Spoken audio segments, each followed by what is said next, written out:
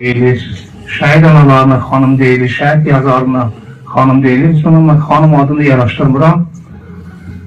Haram olsun ki, ona bu şəhidlər xiyabanından mən ona bir şəhid atası və şəhid ailələri adından deyirəm ki, ona ar olsun ki, o gedib erməniyə quzaq açır. O gəlib şəhid analarına, şəhid yazarlarına quzaq açmalıydı. Ayıb olsun onu, heç mən onu yaraşdırmadım bir Azərbaycanlı bir qadın kimi. Haram olsun onu, Azərbaycan haqqı, hüququ ona haram olsun. Mən onu ben Azərbaycan vətəndaşı kimi hesab eləmirəm. Onun kimi də musiqiçilərimiz var.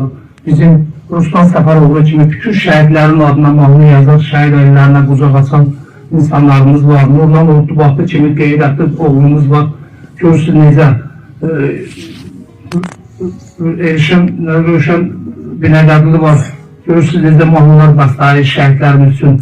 Belə ki, Rus sevən musiqiçilərimiz var. Buradan üzümü durub Mədəniyyət Nazirliğine deyirəm ki, elə bir insanların Mədəniyyət Nazirliğinin ona işçiləri olmamağına son qoysun.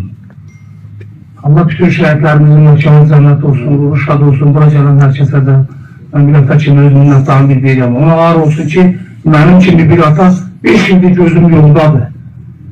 Hər heç balam belə tapılmayıbdır. Ona ağır olsun ki, o gelib orada ermənini qucaqlayır. Görsün ki, belə bir atalar, gözü yolda qalan ata-analar var.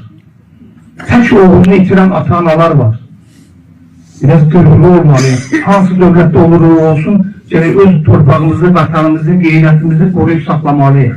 Biz o bayrağımızı uca tutmuşuqsa, hər zaman da uca saxlamalıyıq.